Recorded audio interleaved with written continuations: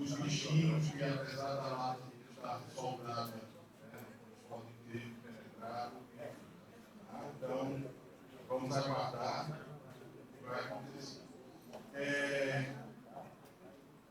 A cápsula é a grande estrela da festa. Nós vamos apenas fazer umas breves orações, as pessoas que compõem a mesa. Eu preparei também uma fala muito curta para historiar quem foi Naasson Figueiredo. Já estava conversando com a senhora Lucelena Figueiredo, e já pegando aqui algumas informações mais, depois nós vamos conversar para a gente complementar o perfil desse sócio do Instituto Arqueológico que foi tão importante.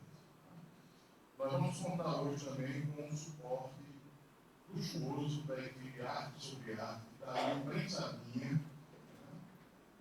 deu lugar para as pessoas que chegaram depois, mas que deram lugar porque eles vão ter que vir para cá daqui a pouco, proceder toda a sequência, né, que foi já coreografada para a abertura da cápsula. Está com a lista das autoridades representantes de instituições presentes, lá na frente, eu não me arrisco mais lá na frente já, senão perco meu lugar. Mas sintam-se todos acolhidos, são todos amigos da história, amigos de Pernambuco e amigos da Chacais. Vejo aqui no visual, vejo aqui vão voltar, presidente da sede, vejo o doutor Geraldo, grande mestre da maçonaria do Grande Oriente do Brasil, vejo Antônio Moura, diretor da Biblioteca Pública, o doutor Marco Aurélio, que está conduzindo os trabalhos na área de patrimônio, a Cícero Batista, representando o Museu da Polícia Militar de Pernambuco, tá? Muita gente boa, tá? Muita gente amiga da história nessa sexta-feira, tanto veja aí o Paz, superintendente de patrimônio do Legislativo, os representantes municipais que estão por aqui, Caruaru, Escada, tá? Bonito, Olinda, Paulista. Tá? Então, temos aqui muita gente boa para celebrar esse momento. Tá? Comigo aqui na mesa já estão Reinaldo Carneiro Leão, que é o secretário perpétuo do Instituto Arqueológico, para quem eu peço um aplauso.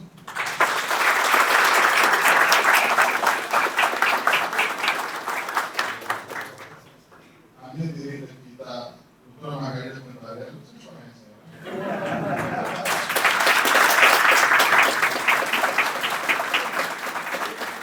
Carlos Vital, presidente do Teatro de Pernambuco.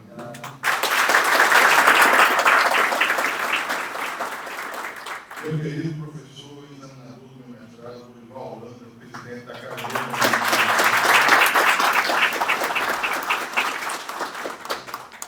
Marcelo Canudo, presidente da Fundação de Cultura Cidade do Recife.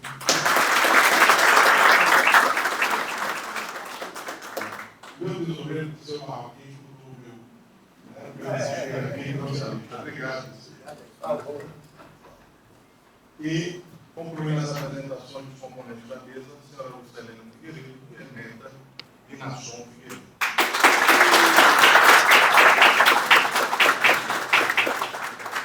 Agora eu vou falar do direito. Estamos conosco também Manuel Moraes, chefe adjunto do gabinete do magnífico currículo da UFPE, professor Pedro Gomes, a quem representa nesta ocasião, a minha UFPE, sou professor de lá, com muito orgulho. Plínio Vitor, representante do Conselho de Patrimônio do Sítio Histórico de Olinda, sócio do Instituto Histórico de Olinda, Cláudia Pinto, do Instituto Histórico de Caruaru, ex-presidente, e atual vice-presidente da rede de Institutos Históricos Municipais, representando o Instituto Histórico de Olinda, Erivelton França, que é também diretor de patrimônio aqui, meu Ciribeu, tá? Me ajuda muito isso. Representando o Instituto Histórico Goiana, Vanessa Cial, não sei se a Armando está lá para fora, não sei.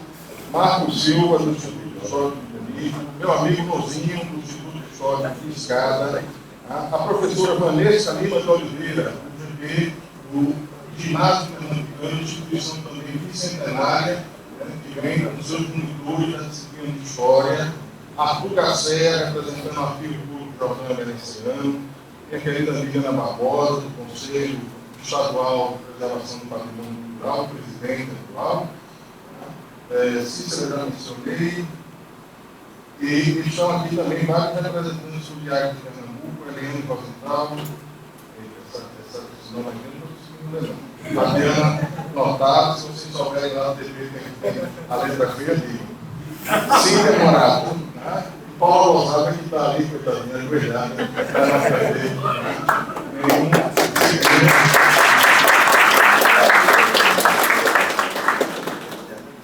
Bom, eu acho que eu mencionei todo mundo e agora eu vou abrir a palavra dos componentes da mesa, iniciando pelo secretário Reinaldo Carneiro Leão, que é o nosso decano, que esse ano completa o jubileu de ouro desta instituição.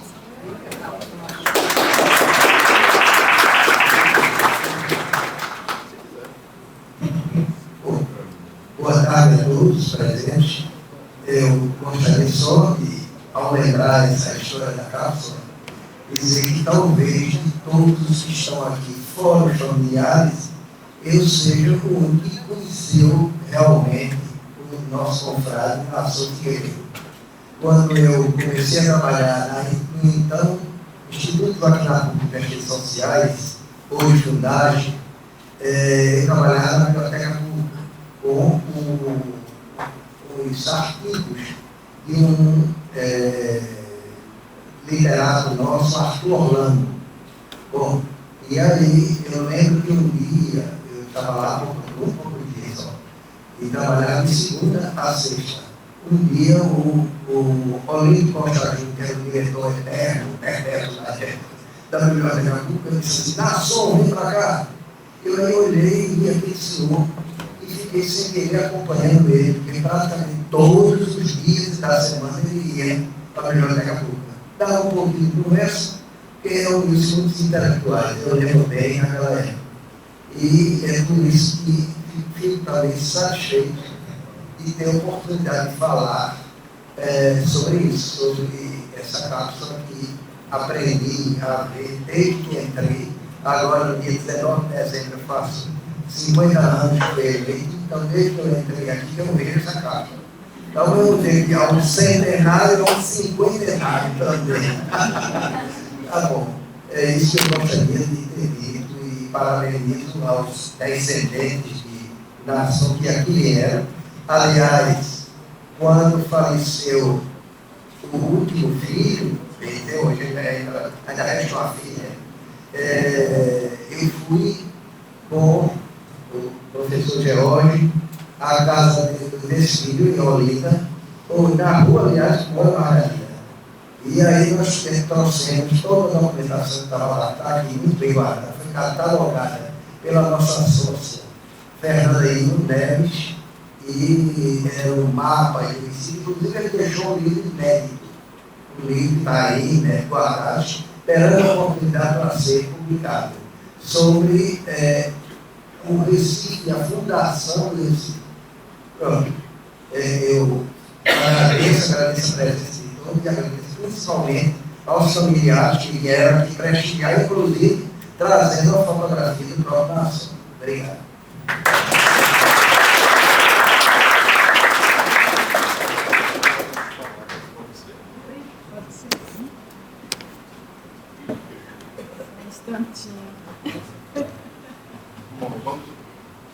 Eu posso, mas eu preciso.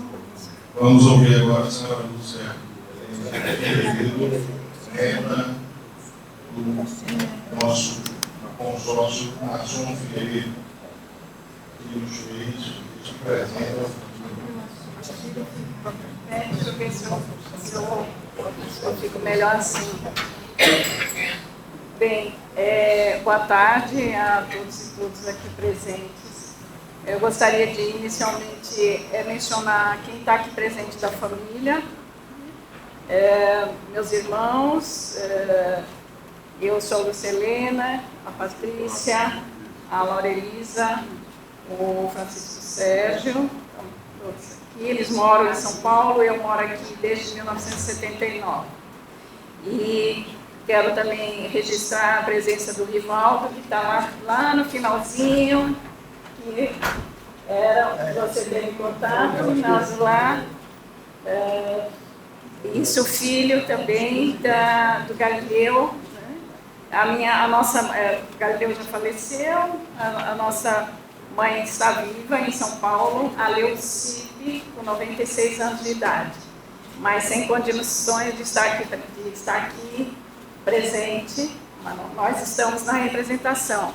Tem também meus filhos, são os bisnetos, tem o Leon, que é o tataraneto que está ali. Vai ser rapidinho, mas eu preciso ler. Primeiramente, queremos registrar nossa alegria e gratidão ao Instituto pela preservação da Caixa e pelo respeito à sua vontade de abertura no dia de hoje. Tivemos pouco contato com nosso avô. Morávamos em São Paulo, mas de 2 em 2 anos passávamos férias em sua casa em Olinda, no Varadouro. Vamos lá. É a emoção. Casa ainda existente. Hoje, um armazém de construção, na entradazinha ali do Varadouro, do lado direito.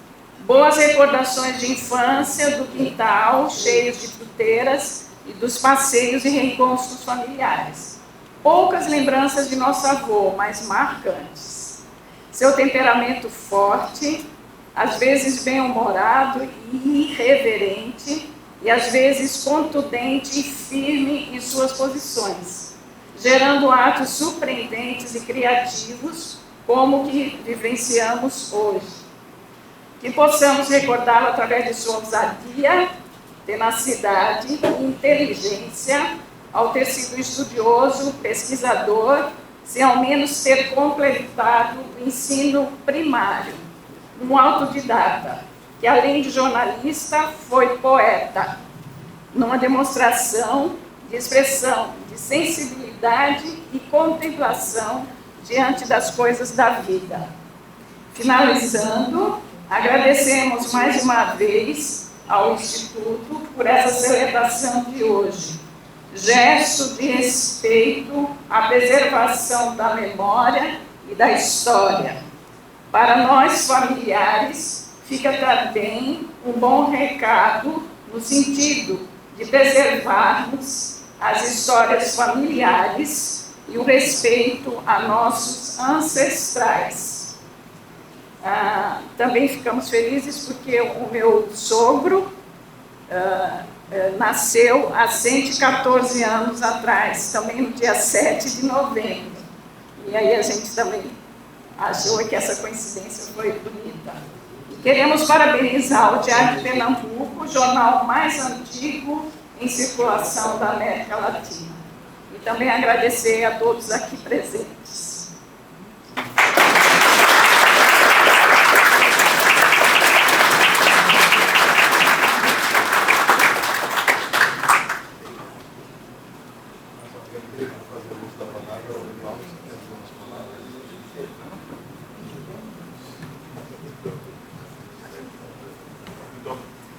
Obrigado, Secretário.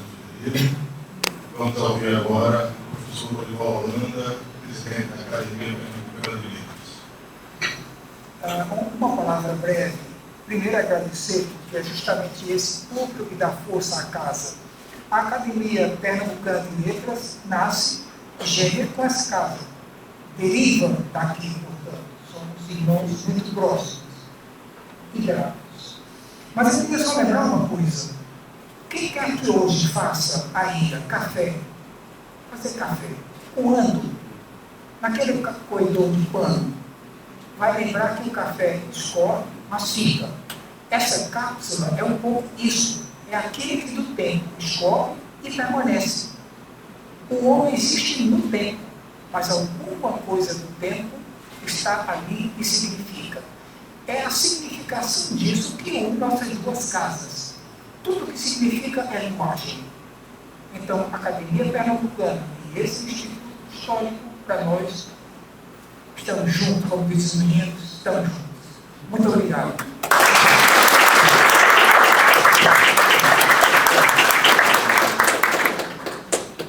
Eu, presidente, ocupo a cadeira cadeira número 11 da academia, que muita honra, é uma alegria sempre recebê-lo aqui, no nascedouro, né, da academia. Meus amigos, eu queria registrar também que o Instituto Histórico de Garanhuns, nosso confrade Diego Cardoso já estava ali meio triste, antes de ser Garanhuns. O Instituto Histórico de Garanhuns está presente também. Amado Filho, diretor do Instituto Capiva, está vendo que não é só Capiva que junta a gente não, viu? O Instituto também junta. Para evitar falar muito, eu escrevi aqui 2 pagininhas para registrar um pouco das, porque o professor sempre tem um vídeo que fala demais. 2 palavrinhas sobre o diário, tá? E sobre Nação, já conversei um pouco com a senhora Selena, né? E já trocamos algumas figurinhas, porque o retrato que nós tínhamos aqui na Nação era muito completo, né? E nós vamos procurar aprimorar, tá? Esse perfil, porque é realmente uma figura notável. Eu queria agradecer também, quero fazer isso, a todos os que nos antecederam nessa casa. Sem o papel dessas várias gerações de associados que há 162 anos pelejam diariamente nesta casa para mantê-la funcionando, para manter o seu acervo intacto, para adquirir novas espécies para o acervo. Vocês não podem imaginar a luta cotidiana que é isso. Então, nós procuramos manter vivo o ideário destes 5 senhores desta terra aqui, que são os 5 fundadores do Instituto Arqueológico, e mais que voluntários, nós aqui pagamos para trabalhar, né? Cotidianamente. E é fundamental que tanto os poderes públicos, como também a iniciativa privada, olhem para cá com um pouco mais de carinho. Eu estive agora, na semana passada, no encontro nacional de institutos estaduais. As experiências dos estados são muito variadas, né? Mas os institutos que funcionam melhor são aqueles que têm uma acolhida da iniciativa privada e dos poderes públicos, né? E estão realizando coisas notáveis. Então, aqui em Pernambuco, nós devemos também olhar com mais carinho para essas instituições, né, que guardam a memória do nosso estado. Faltando nesta cidade assaz populosa um diário de anúncios, por meio do qual se facilitassem as transações e se comunicassem ao público notícias que a cada um particular podem interessar, o administrador da tipografia Tirando e Companhia se propôs a publicar todos os dias da semana, exceto os domingos somente, o presente diário. Com estas palavras, iniciava-se o primeiro número daquele que é o mais antigo jornal de circulação na América Latina e também o mais antigo de circulação em língua portuguesa no mundo, o Diário de Pernambuco, cuja publicação começou em 7 de novembro de 1825, uma segunda-feira. Seu fundador foi Antonino José de Miranda Falcão, que participou da Confederação do Equador, tendo sido, por isso, processado e preso durante alguns meses. Superados os imbróglios legais, o envolvimento na Revolução, Falcão fundou o seu periódico. No mundo atual, as notícias se espalham instantaneamente de um lado a outro do planeta, pela internet, pelas imagens da televisão e pelas ondas do rádio. Estes meios são tão onipresentes que parece até que sempre existiram. Custa-nos realizar o esforço de abstração para recuar a um tempo no qual estas formas de difusão ainda não haviam sido inventadas. Quando o diário surgiu, a imprensa engatinhava no Brasil, e os jornais impressos eram um meio mais eficaz para a propagação de notícias. O primeiro jornal publicado por aqui tinha surgido em 1808, no Rio de Janeiro, quando da chegada da família real portuguesa.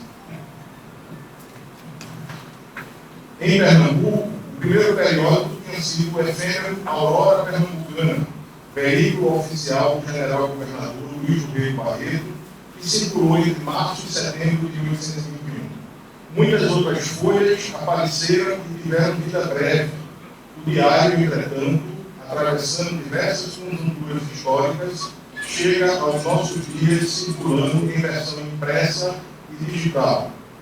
As páginas do jornal Bicentenário noticiaram a abdicação de Pedro I, os episódios das rebeliões do período regencial, a Revolução Praieira em Pernambuco, as fundações do Gabinete Português de Leitura e do Real Hospital Português de Beneficência, a Guerra do Paraguai, a abolição da escravidão, a proclamação da República, a chegada dos aviadores portugueses Gago Coutinho e Sacadura Cabral, a Revolução de 30, as duas grandes guerras mundiais, a derrocada do Estado Novo, o golpe militar de 1964, a promulgação da Constituição de 88, a volta das eleições presidenciais diretas e tantos outros acontecimentos políticos, sociais, esportivos e culturais de Pernambuco, do Brasil e do mundo.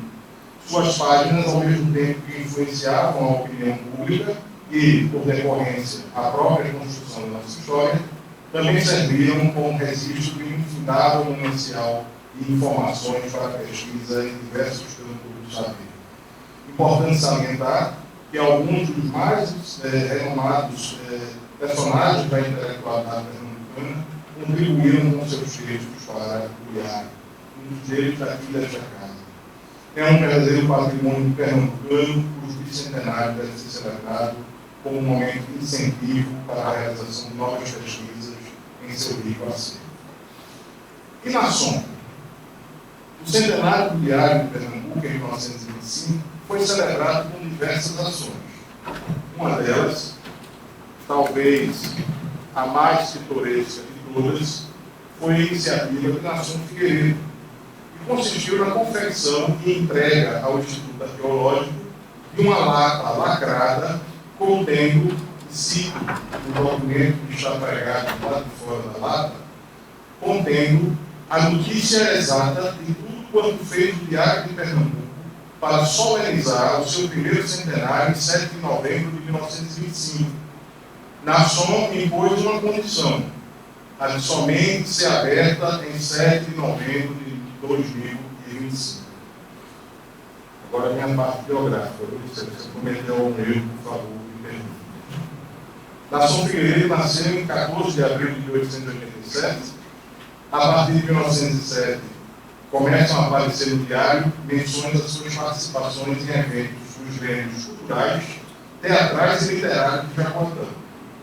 Malmota ressaltou em um texto publicado no diário em 1970 que o jovem Nasson se destacava por sua excelente oratória. Nessas associações culturais em Jaboatão, pôde colaborar com Samuel Pelteiro, presença marcante no cenário cultural pernambucano no início do século XX. Por essa altura, o jovem Nasson trabalhava como telegrafista da Great Western, tendo testemunhado a passagem do presidente Afonso Pena por Jaboatão em 1906.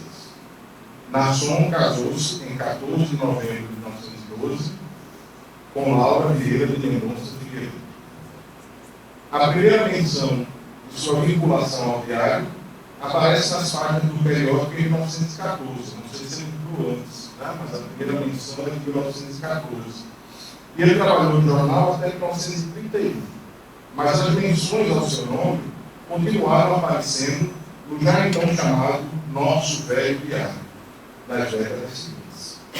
Em 1928, Nasson foi admitido nesta casa como sócio efetivo.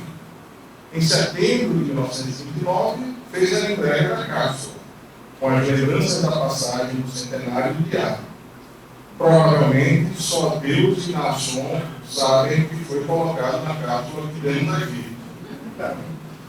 Diante de nós, uma vez que o recipiente foi entregue soldado e protegido por um cofre de vidro, como foi registrado na ata de reunião de 11 de setembro de 1929. Em alguns minutos vamos desvendar esse mistério, quase acabando. Realmente, discuti muito, conversando com Débora, nós preparamos a abertura dessa cápsula com muito cuidado e assim, uma coisa, uma possibilidade que nos aflige é que o passar do tempo possa ter danificado a materialidade. Tá? Mas, enfim, já saberemos. Há pouco falei que o nome de Nasson continuou a figurar nas páginas do Velho Diário mesmo após seu desligamento do periódico. Explico a razão disso. Durante muito tempo, o diário publicava o resumo das atas da reunião das reuniões de HGT. Nasson foi nesta casa um sócio muito ativo, com participação assídua nas reuniões e nas comissões do jornalismo. Importante salientar que as participações de Nasson frequentemente eram pautadas por temas da história do próprio diário. Em 7 de abril de 1955, por exemplo, Nasson registrou que trabalhava com uma detalhada biografia do fundador do jornal, Antonino José de Miranda Falcão. Um texto que se conservou, será muito interessante, porque a vida desse homem tem várias reviravoltas e ele acaba morrendo no Rio de Janeiro, pobre e esquecido, o fundador Falcão.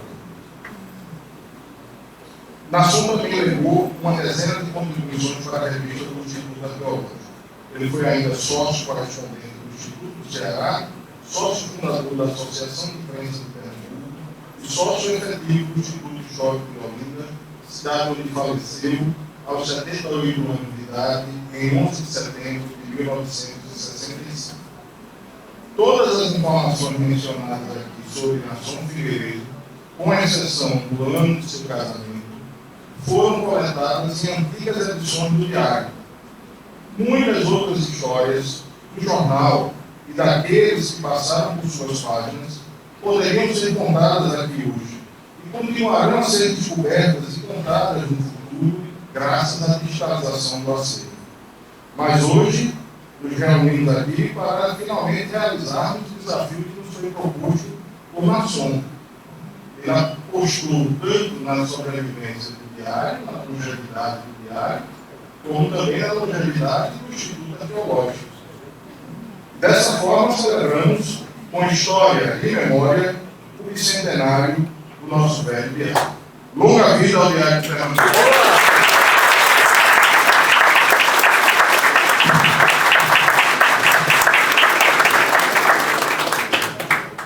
Bom, gente, então, agora vamos ao prato principal. Nós vamos precisar rearrumar aqui. Eu peço, por favor, a Débora e a equipe da Arte Social se aproxime, falam, conversam.